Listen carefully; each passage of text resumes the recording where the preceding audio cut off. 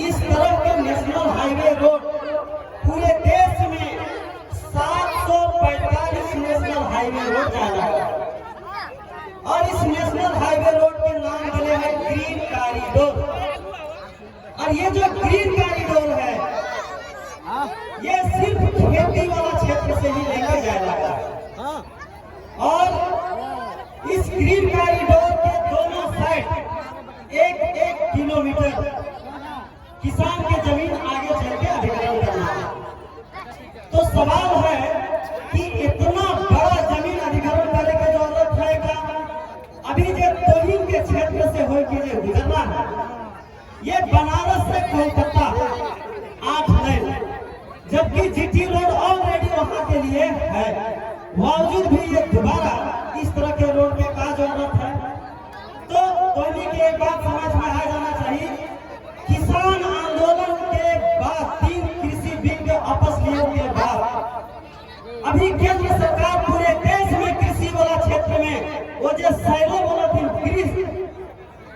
वो जो cold storage, तो अडानी के बहुत बड़ा कोल्ड स्टोरेज बनना है ताकि जो किसान के जो कृषि उपज है वो सारा उपज के वहां स्टोर करके और पैकिंग करके और वहां जीएसटी सहित बेचना है।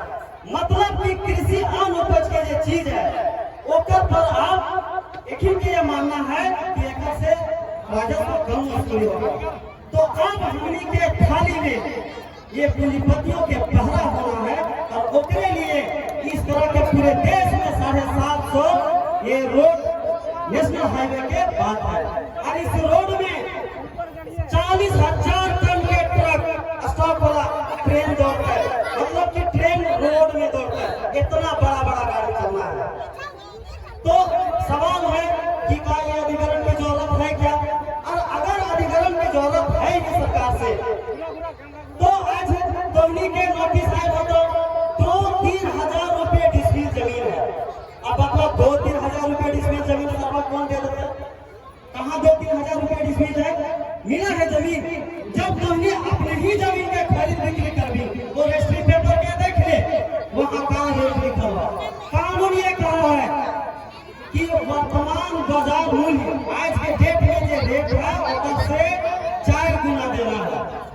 तो फिर धोनी के ये बात कोर्ट में जाके बताने की जरूरत है कि देख हम यहाँ खरीद बिक्री हो रहा है तो जो सरकार रेट रख लेंगे 3-4 हजार रुपया डिस्मिल ओकर से 10 गुना ज्यादा में खरीद बिक्री हो रहा है। तो बताइए तो सरकार रेट क्या है? तो एक खिलाफ धोनी के अगर खड़ा ना हो भी तो आज तक जमीन ऐसा ही 2-3 हजार रुपये डिस्मिल करके ले लिया गया था। तो बहुत जगह ऐसा कानून है।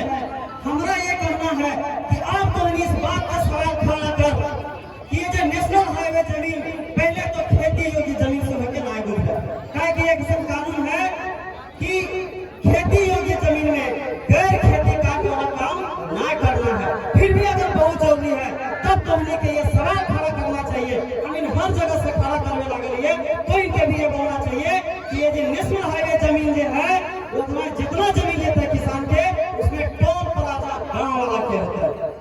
टोल प्लाजा गाँव वाला काटता है, वहाँ जो टोल टैक्स काटा जो है वो गाँव के कोऑपरेटिव सोसाइटी बनाकर वहाँ टोल प्लाजा काटने के काम तो प्राइवेट कंपनी के ठेका पर हमें नहीं, गाँव के जो रोजगार कोऑपरेटिव सोसाइटी जो जमीन देने वाला लोग है उसके लोगों को अगर मिलना चाहिए और वो टोल टैक्स काटेगा उसका 50% सरकार को देगा और 50% हर 60 किलोमीटर में टोल प्लाजा बनना है। तो जितने रैयत रहता है उधर में जो लाभ होता है 50% जीवन भर जब तक रोड चलता है उधर पीढ़ी दर पीढ़ी होकर वंशज के टोल प्लाजा से जो आय होता है वो प्रतिदिन के हिसाब से शेयर में डिस्ट्रीब्यूट किया जाए। ऐसा जापान में कानून है, वहाँ ऐसे चला है। ये बात याद करना चाहिए। लेकिन 2-3 हजार रुपए डिस्मिल उचित है क्या? 2-3 हजार रुपए डिस्मिल उचित है? इसीलिए अब जरूरत है ये बात कहेंगे कि अब जमीन हमारा जाएगा, रोड तुम्हारा बनेगा तो उसमें टोल प्लाजा हमारा होगा और हम उसमें टैक्स काटेंगे और उसमें तुमको 50% देंगे, 50% हमारे पूर्वजों को या हमारे वंशजों को।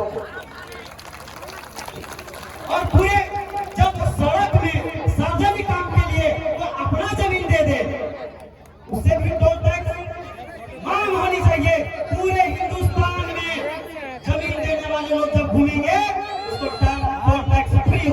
तो इसके लेके बहुत विदेशों में इस तरह का चल रहा है। अब ऐसा यहाँ भी करने की जरूरत है, क्योंकि लोग सरकारी अधिकारी कई जगह कहते हैं कि जमीन का मालिक तो थोड़ी है, कहने से थोड़ी होगा, जमीन का मालिक सरकार है। हम पहले ही आप लोग को बता चुके हैं कि जमीन का मालिक सरकार नहीं है।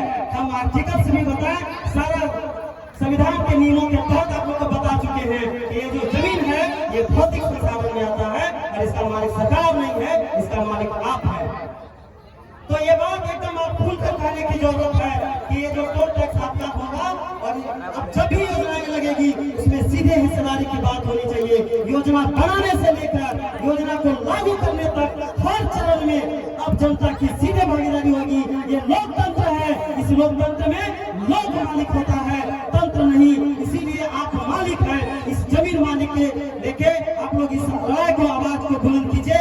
हम हमेशा आपके लड़ाई में रहेंगे और हर जगह से लड़ाई को खड़ा करना चाहते हैं। यहाँ भी अभी जो लूट चल रही है, इसमें इस लूट को रोकने की जरूरत है। और अब जो विकास प्रक्रिया होगी, चाहे वो उद्योग होगा, चाहे वो इंफ्रास्ट्रक्चर का होगा, चाहे वो जिस तरह की भी परियोजनाएं चलेंगी, उसमें अब सीधे जनता की भागीदारी और हिस्सेदारी सुनिश्चित करना पड़ेगा।